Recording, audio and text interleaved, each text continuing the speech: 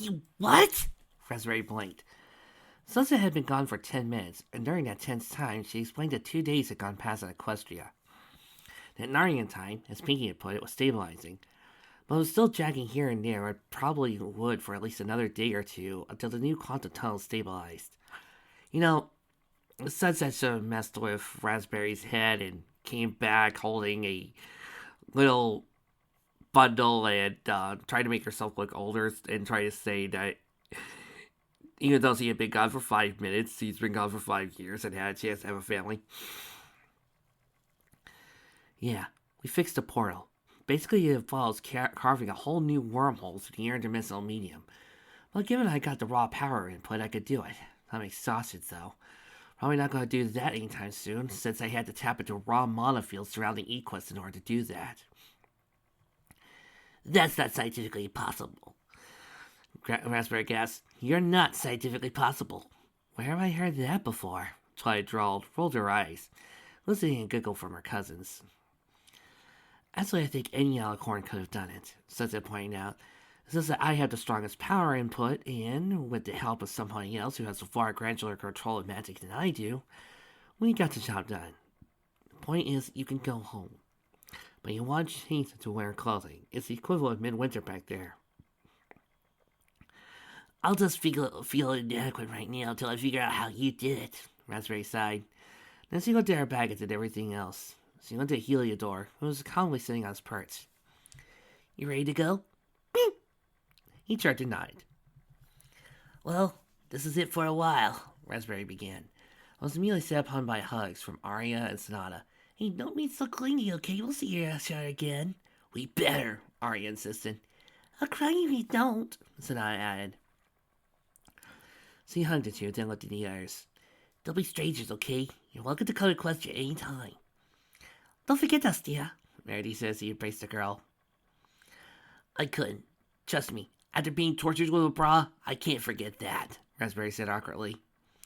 Well, at least you don't have to wear them where you're going, Alfire, Applejack said. Lucky her, Rainbow grumbled, and all the other girls glared at her. Just say it, okay? The chief. Well, stairs continued, Rainbow blew a fuse. What? You think I wear sports bras all the time? TMI, Das. TMI, Luna cautioned. Says the teacher who doesn't wear them on occasion, Rainbow said, pointing at Luna's current attire. Luna blushed with velvet laugh. She has you there, Lou. Shut up. Well, be that as it may, Celestia said. Tomorrow is still a long day, and I'm sure Raspberry doesn't want to spend any longer here. Raspberry then went over and hugged Luna. Thank you for offering to take me in. Luna hugged her back. I couldn't do anything less. You needed someone. She then went and said her goodbyes to the remainder of the girls, as well as Knight, Cadis, Shining, Spike, who did not really care for kisses on the cheek, though he said he missed her. Double-checking all her items, as well as the documents and critical package she needed to deal with, she then stepped through the portal and went home. Sunset watched as the portal stopped flickering when Raspberry went through. They touched on the sigil on the statue. The magical circle flared once more before vanishing, and the statue became a lifeless hunk of concrete and metal and marble once more. And that's that, Sunset said, looking at everyone. The melancholy was thick, and they all seemed to realize that a part of their whole adventure was now ending, and life was beginning to shift back to normal. Well, as normal as this fit could get. Knight looked up at the clock. Anyone for dinner? I guess we can have one last barbecue before Shimmy and his family head back to France. Velvet looked at her husband with loving appreciation. That sounds like a wonderful idea, she said, leaning on his shoulder. See, Evening Sonata? You can actually do a really good epilogue and touch upon the subjects and themes that the story left behind without, closing off your entire story and ending it beforehand. Raspberry stepped through the portal, feeling the cold instantly. Her winter coat hadn't grown in, and she was starting to feel the biting cold. Raz, a voice creaked. Is that you? Raspberry turned and looked at an aged Pegasus in her senior year stepped forward. To Raspberry's horror, there was still some identical color in the mare's multicolored mane. Rainbow? The unicorn gasped. What happened? Sunset was wrong, the old mare commented. Her and Twi's idea didn't work. You've been gone a long time. How long? Raspberry said, dread creeping to her voice. About 6 or 7 decades. The look in Rainbow's eyes was sad. I'm so sorry. Your parents. Rainbow coughed, cutting out the rest of her words. No, Raspberry whispered, disbelieving. My family, my friends, my life. Rainbow looked with pity on her time-lost friend and said one single word. Gotcha. Raspberry's eyes went wide to deer plates as the old mare fell to the ground, collapsing in a fit. A bracelet fell off her hoof, dispelling the easy illusions. Did you actually think? Rainbow's words trailed off in sight-splitting laughter as her ultimate prank worked wonders on Raspberry. Rainbow! Raspberry snarled, her anger immediately coming to the forefront. Hey, you had to admit it was a good prank, right? Rainbow asked, suddenly realizing she might have gone a bit too far. The Pegasus began to back away from Platinum's mirror step by step. A blast of green fire flickered past Rainbow's withers as he immediately bolted, only to be caught in a intense magic field. Sorry about that, Raz, Tly said as he entered the room. I went to use the little filly's room, and if I had known she was going to do that... Let's just say she's lucky I didn't lose my temper, Raspberry replied, glaring at the trapped Pegasus. I'm surprised, Tly admitted. Usually your temper would have gotten the better of you by now. Well, let's just say spending 2 weeks in the human world has been a unique situation for me, Raspberry admitted.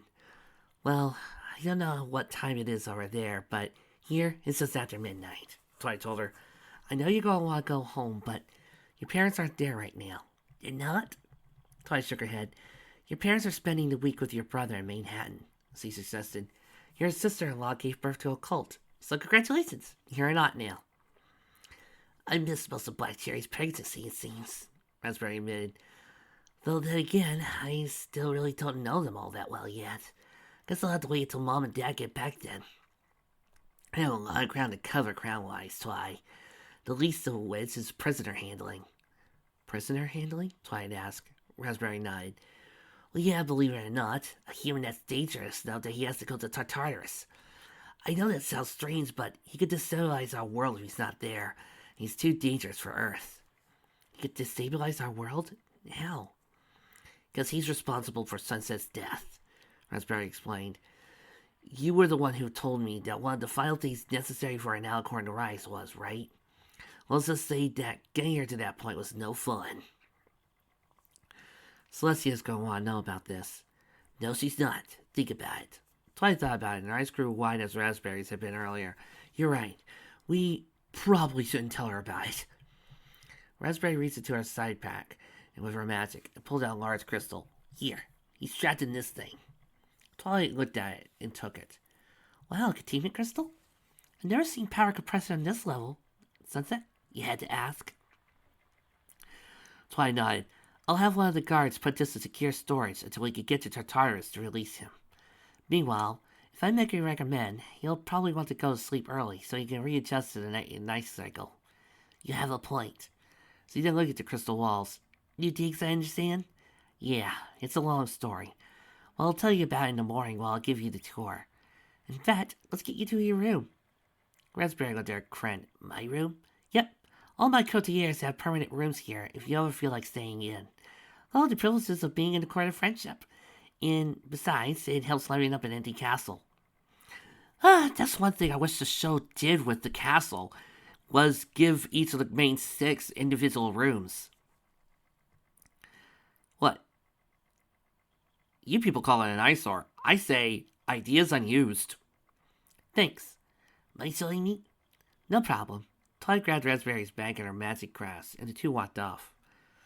As they walked off, Rainbow called back, Tly, mind up, releasing me. Oh, the spell will wear off in the morning, Rainbow, Tly said smoothly. Think of it as a prank.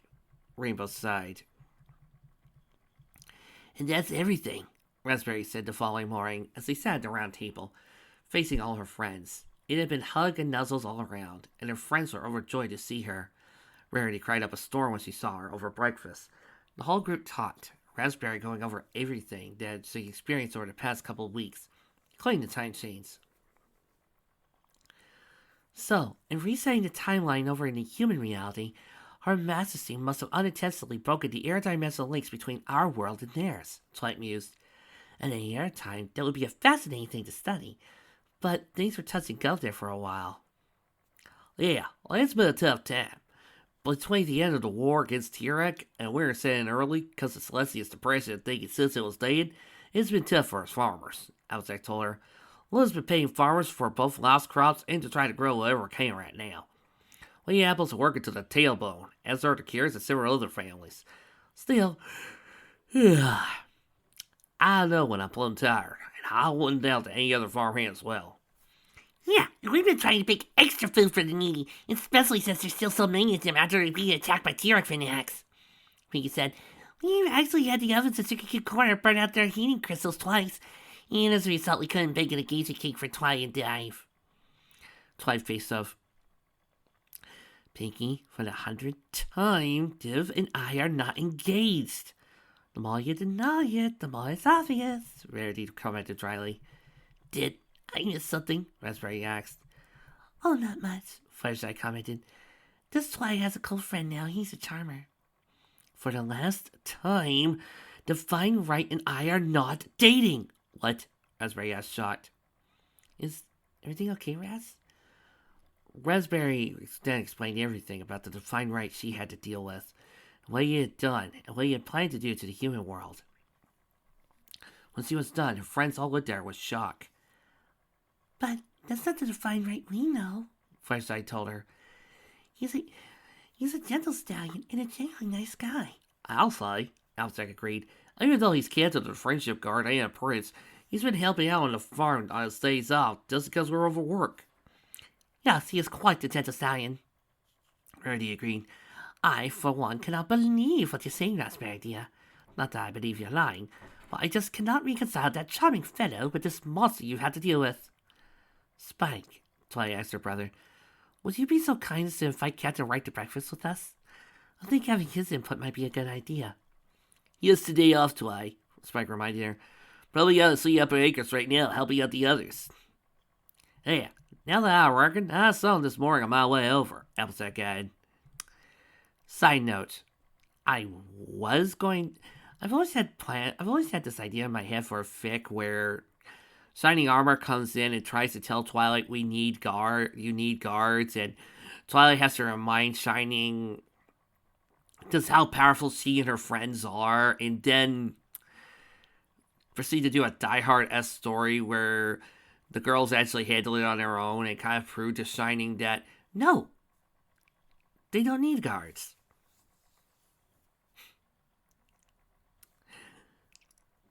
Of course, you people might want to go, but the season 6 finale. Yeah, in the season 6 finale, they also tried to depower the girls so that way their little plot could work. I don't buy it. Not for a minute. Sometimes writers, in an effort to have a character look good, will depower the others just to make their plot work. It's a bad habit, but it's a common one. Well, for a stallion, he's totally cool, Rainbow told Raspberry. Plus, he's got a hot plot. Rainbow! Rarity scolded. Well, he does. I mean, not Skeet Soren, but still. Well, I think he's handsome, Fluttershy said, blushing. Well, wouldn't James stealing Twilight's cult friend? Why me? Twilight sighed. After a few minutes, she recovered and said, well, in any case, I have a meeting scheduled this afternoon for us with Princess Celestia. She'll be coming here so you can debrief her. What about my parents? Raspberry asked. I sent her a note asking to send a courier to Mainhand, as well as the carrots, so they can ferry your parents back as soon as possible, Twilight added. I know they'll want to see you. She went to the rest of her court. As for the rest of us, you already know what needs to be done. Nothing changes in that regard until Ponyville is back to normal. We'll do our best, Twilight. Don't you worry, Applejack assured her. Good. For now, we have to head to Tartarus. Tartarus? The heiress gasped. Yeah. We have something important to do there, Raspberry told her. Divine Right opened his eyes and found himself laying on the ground somewhere. Oh, say, he mumbled. Rise and sign, he heard a tempting voice. He then turned to look to see. He blinked. Though he said nothing, his facial expression did for him. Am I still asleep? No, you're not asleep. A purple-winged unicorn with a mane that looked like a girl that was shooting at him earlier spoke to him. Also had the same voice, strangely enough. You're in Tartarus, Equestria's maximum security prison. Tatea. The word was thick on his tongue. Your people would call it that. Hell. The second pony. This one with a darker coat, but a mane and the same hairstyle as... Quid? Just what I tell you on today, do with it? Divine muttered to himself. A flicker of magic appeared in front of him. It was coalesced into a mirror. He gazed into it and saw hell. There, where his face would have been, was the face of a unicorn. White fur, golden eyes, and a long flowing, pure mane. Strangely enough, despite the facial fur, the unicorn had facial hairs the same color as the mane, indicating stubble. Divine screamed as the image screamed along with him. No. Qu'est-ce que c'est que ça passe ici? He gasped. C'est le tour de très réveil. Ça doit être. A second spell was cast. Sorry, not every pony here speaks French, the winged unicorn told him. You speak French? He saw a unicorn ask the larger. Learned it when I was a filly, but I assume you don't. Not at all. Meanwhile, Define was still freaking out. What is happening to me? He sighed. You, the second mayor told him, are now in prison, where you'll spend forever for your crimes. Forever! A voice that vaguely sounded like a chirpy teen echoed in the distance. The two mayors looked at each other oddly. She couldn't have, right? The smaller mayor asked. I'm not even gonna bother trying to figure that out, the larger one said. How dare you do this to me? Defiant snarled out. I am a prince! You are no pony, the winged unicorn said. And if you value your life, you will remain no pony. After what I heard you did to some pony who means the world to me and to your own world, you're testing my capacities as princess of friendship. If I was saying less of a mayor, I would. He's not worth it, the smaller mayor told her. Sonny even said so. You're right, the larger one agreed. He's not. We'll be back, Mr. Divine Right, she said, emphasizing the lack of his use of his tile. And you best hope it's just the two of us, and only the two of us. I demand you release me this instant, and return me to my normal form, he shouted. The two mayors vanished in thin air, leaving a screaming unicorn and a glowing magic pick, forever to his fate. The two reappeared outside the exit to Tartarus. Cerberus looked happily at Twilight, and barked with his three heads, patiently waiting for Twilight to summon dog treats for him. Once he immediately administered. I'm going to want to talk to him when I calm down, Twilight told her.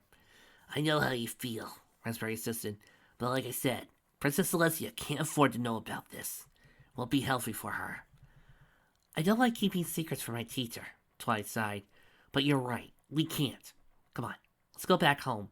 We still have an hour before your meeting with her. Just as they were going to get into the carriage, the second one pulled up. A well-built stallion popped out. The two mayors did a double take before calming down. Wow, that is freaky, Raspberry says as he went to Captain Divine Right. Yeah, gonna have to get used to this, Twilight admitted. Your Highness, I heard there was a priority prisoner transfer, and I came as soon as I could, Divine told her. Seeing the look on the two mayors' faces, he removed his helmet and looked down with concern. Is something the matter? Twilight bit back a snarl. This was not the prisoner, and this Divine was both a loyal captain and a friend. Div, it's nothing you did. The prisoner we dealt with is just... Let's just say you hate his guts, Raspberry added. Offering a host of bumps, he said, I don't believe we've met. Raspberry Barrel, Archmages of Equestria. He reached out and bumped. Captain Divine Right, Commander of the Friendship Guard. I understand that you have been through an ordeal, Archmages. Allow me to extend my gratitude for your service and renew that you're back in Equestria. He bowed. Yeah, Raspberry says he looked at the polite, cultured doppelganger at the monster she had just locked up a few minutes ago. Definitely gonna take some getting used to. Unsaid it. Divine asked. Don't worry about it, Div, Twilight demurred. Anyway, I thought you were off today. I was, but then Sergeant Bosquick told me that you had a prisoner transfer going on. As much as I wanted to continue helping out as the Apple Fam, my duty is confessed.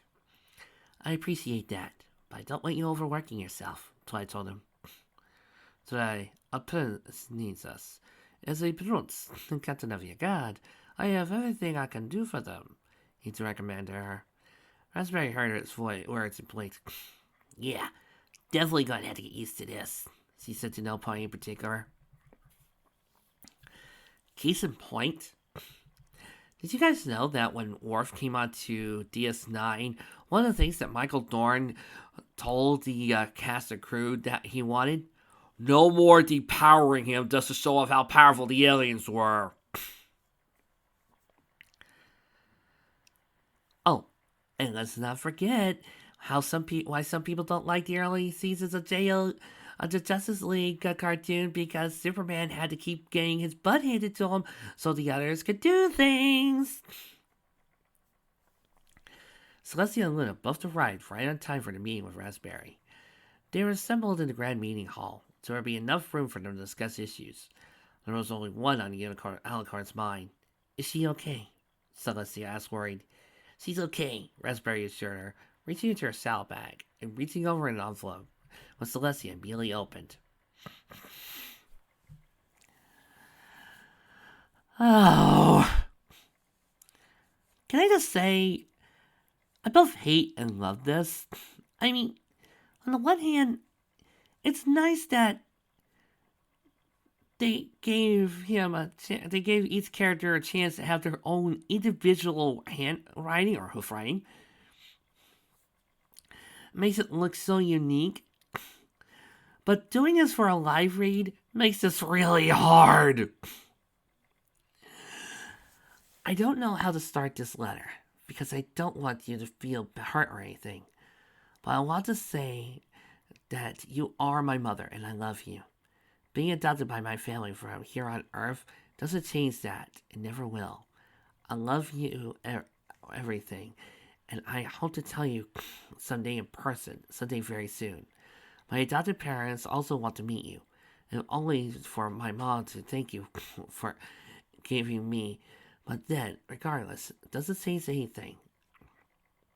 I could be living here on Manhattan or somewhere else, and I would love you, Mom. I want you to feel. Don't want you to feel otherwise. You're a wonderful mother. I wouldn't be here, be the mayor or girl, if it wasn't for you.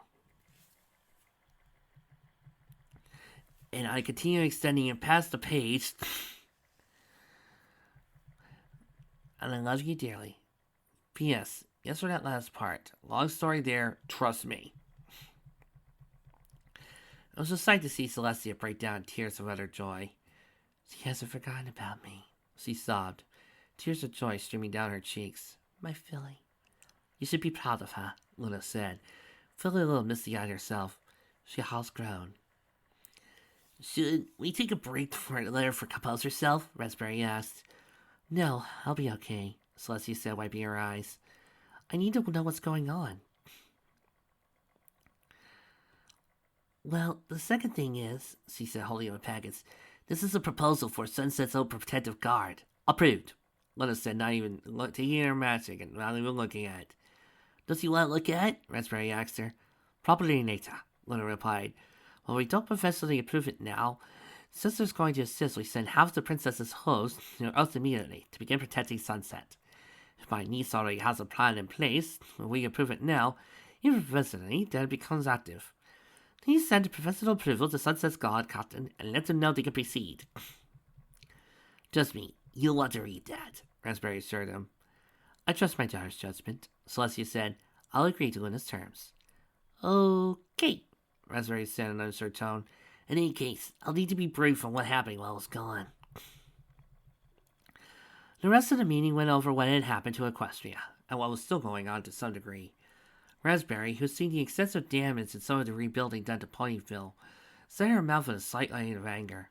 So many ponies had died or been injured, and dozens more had been put out of home. They were building Manhattan-style apartment complexes in order to help improve things. But between extended attacks by T-Rex and other strange forces, it had delayed things well into winter. Things were so bad there was a concern that winter wrap-up wouldn't go very smoothly this year, simply because with the fairgrounds holding the refugee camp, there was no temporary location to put the snow buildup this year. Worse, as a side effect of Ponyville now having its own princess, ponies were flocking from other towns and cities to move close to the political center of the region, putting an even harder strain in an already strained town. There's already been talk that he wants some pony else to be mayor instead of me, Mayor Mare said in a disgusted tone. Because now that Ponyville's growing, certainly I can't handle the rigors of a larger municipality. Yes, dear, but keep in mind that uncouth ponies saying that are simply the ones who don't know you. That's what you do, Rarity assured her. They're simply ponies that only want power, and they're not nobility. The best they can do is stand up in civic government and attempt to grow their base that way. That's rather disgusting, you ask me. The desire of power always is, Raspberry, Divine told her. You cannot be for real, Raspberry told him. I'm sorry. Did I say something wrong? Nothing. Just never mind. The mulberry coat mare sighed. In any case, you'll have to run extra patrols, Divine told those present. I want the ponies protected. Spoken like a true prince, Divine, Celestia told him. He blushed. Thank you, Auntie, he replied solemnly. That is your Divine right, is it not? She teased. Raspberry flinched at hearing that, a Divine groaned. You're never going to let me live that down, are you? You were so cute as a cold saying all the time, she said with a smile, and he rolled his eyes. As much as I like to get into nostalgia, I was never here for, Luna reminded him. There's still other matters to discuss, like the food supply. A good amount of it is still coming from Ponyville, but the pace you're using Moxie to continually grow it. I'm concerned you may have to let the go fallow soon. Yeah, we're not having to use magic to speed grow things. The Lee apples do things the old-fashioned way. The ponies need food right now. I suspect the carrots will have the same uses as well, though I haven't talked to them about it yet. I could do so, Mayor Mare commented. I have to meet with Golden Harvest this afternoon. Now then, Celestia asked, is there anything else? Celestia was about to add something else when one of her guards came up and whispered something in her ear.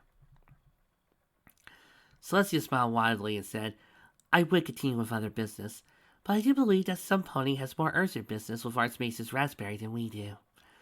When every pony looked at her oddly, Celestia just nodded to the guard and walked over to the door and opened it.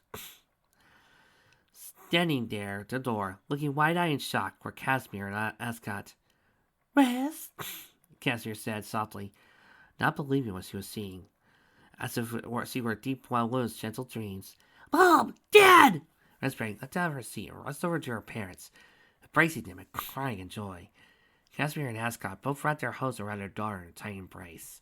The three ponies broke into tears of joy as the mares bawled in happiness.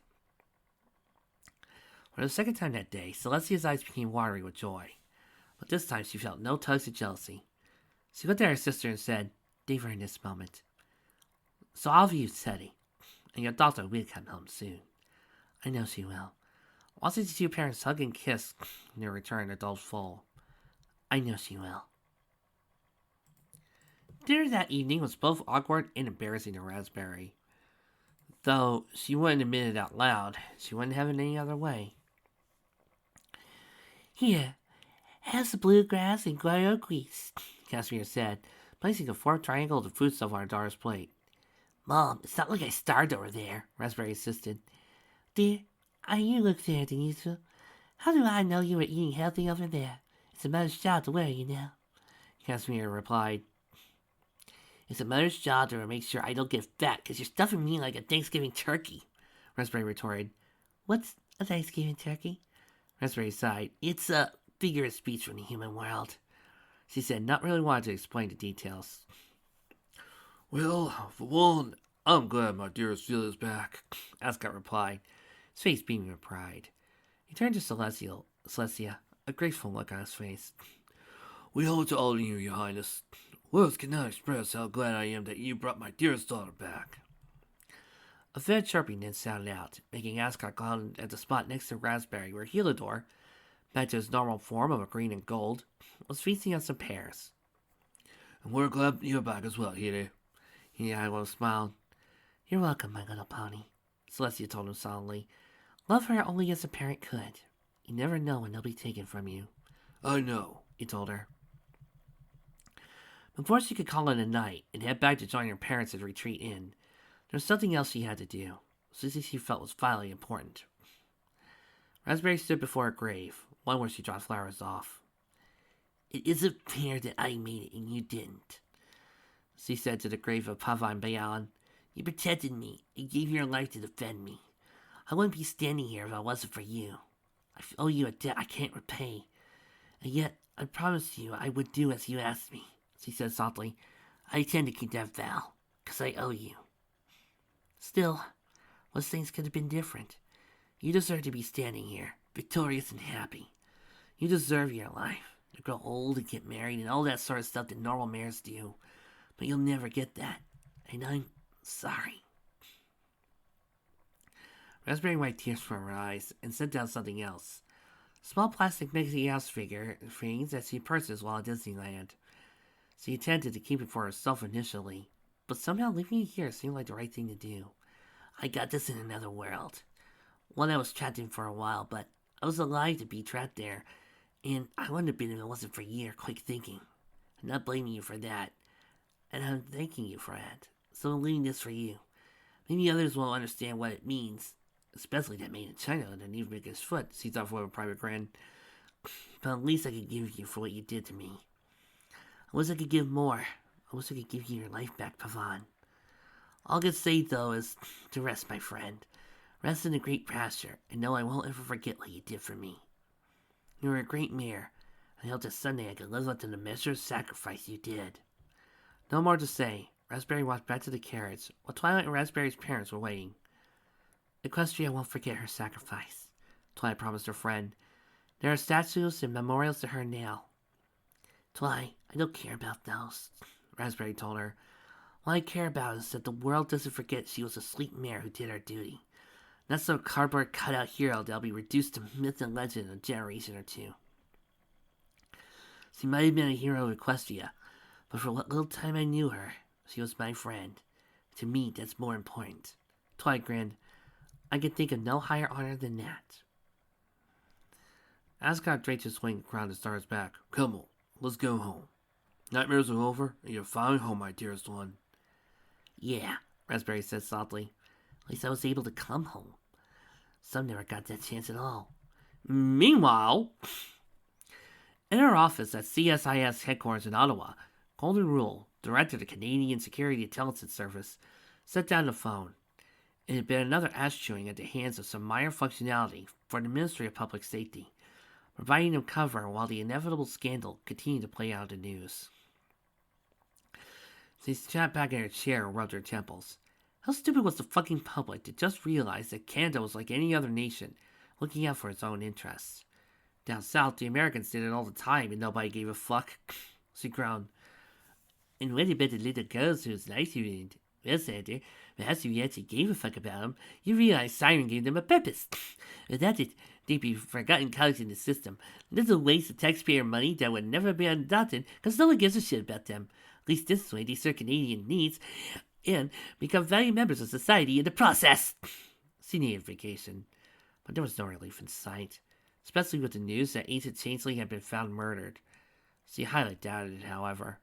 Though he was effective, she never trusted him. Given his family went off the grid 2 weeks prior to Changeling's death, he clearly faked it and vanished. Though, hell, she knew where he had gone. I just had to get through this, she told herself.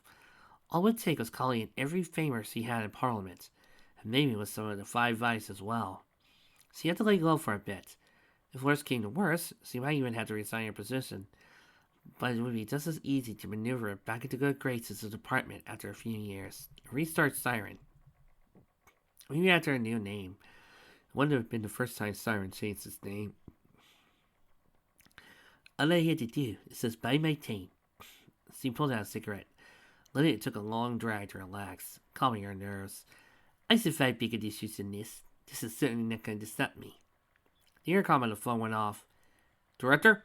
Her secretary spoke on the line. I have someone here to see you. She got in the building, won't give me her name. Not surprised. Go ahead and send her in. The lack of identification was a dead giveaway. The CIA clearly wanted answers.